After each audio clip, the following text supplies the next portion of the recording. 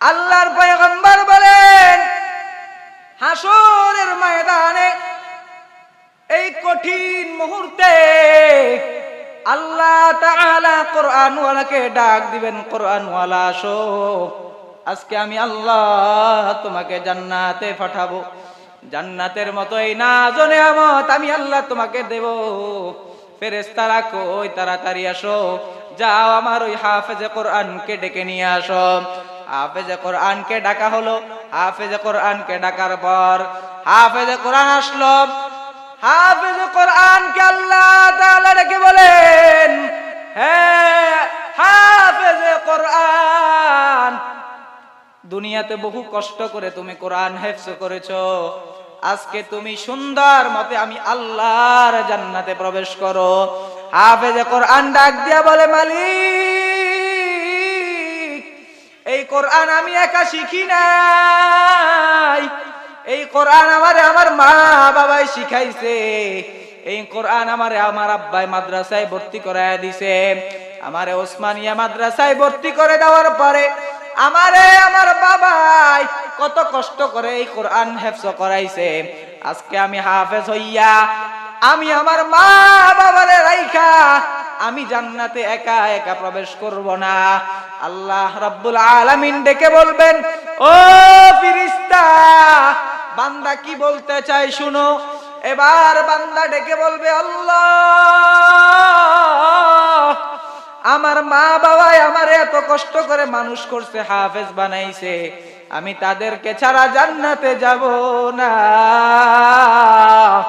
আল্লাহ বলবেন, ফেরেশতারা যাও, জাহান্নাম থেকে ওই এর হাফেজে কোরআনের মায়ের এবং বাবার 2 টুকরা কয়লা নিয়ে আসো। কয়লা নিয়ে আসা হবে। এই 2 টুকরা কয়লাকে পানি দ্বারা, পবিত্র পানি দ্বারা ধুইয়া এদেরকে আবার মানুষের রূপ ধারণ করানো হবে। এবার হাফেজে কোরআনকে পয়গম্বর রাসূল সাল্লাল্লাহু আলাইহি ওয়াসাল্লাম হাদিস শরীফের ভিতরে বলেন, উলবিসা ইয়াউমাল কিয়ামাতি তাজাম মিন নূরি যাওইন মিসলা যাওইশ শামসি। বলেন পয়গম্বর বলেন, ওই হাসরের ময়দানে এই হাফেজে কোরআনের মা বাবাকে যখন উঠানো হবে, উঠানোর পর তাদের আল্লাহ তাআলা ফেরেশতাদেরকে ডেকে বলবেন, ও ফেরেশতারা যাও, এই হাফেজে কোরআনের মা বাবার জন্য জান্নাতি একটা পোশাক নিয়ে আসো। জান্নাতি একটা পোশাক ওই হাফেজে কোরআনের মা বাবার জন্য নিয়ে আসা হবে। এবার 2টা পাগড়ি নিয়ে আসা হবে, তাজ নিয়ে আসা হবে, মুকুট নিয়ে আসা হবে।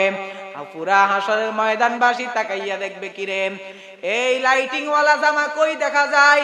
তাকাইয়া দেখবে ওই হাফেজে কোরআনের মায়ের বাবার পরনে যেই জান্নাতি জামা পরিয়ে দেওয়া হয়েছে, ওই জামা থেকে তাদের জন্য লাইটিং বের হইতে আছে, আলো বের হইতে আছে। হাফেজে কোরআন ডাক দিয়া বলবে, তখন মানুষগুলা বলা বলি করবে, কিরে এই আমাদের এলাকার আব্দুল করিম না? কিরে তুই আব্দুল করিম নয়? বলবে, হ্যাঁ আমি আব্দুল করিম। দুনিয়াতে দেখছি রিকশা চালাইছো, ওরে কত ফাটা সিটা জামা গায়ে দিছো, কিন্তু আজকে তোমার গায়ে এই সুন্দর পোশাক কে তোমারে দিছে? এবার এই সন্তানের বাবা মা ডেকে বলবে, দুনিয়াতে আমি রিকশা চালাইছি, ফাড়াচিটা জামা গায়ে দিছি, কত কষ্ট করে আমার সন্তান রে ওসমানিয়া মাদ্রাসায় দিয়া হাফেজ বানাইছি। ওরে ওসমানিয়া মাদ্রাসায় আমার সন্তান হাফেজ হওয়ার পর, মৃত্যুর পর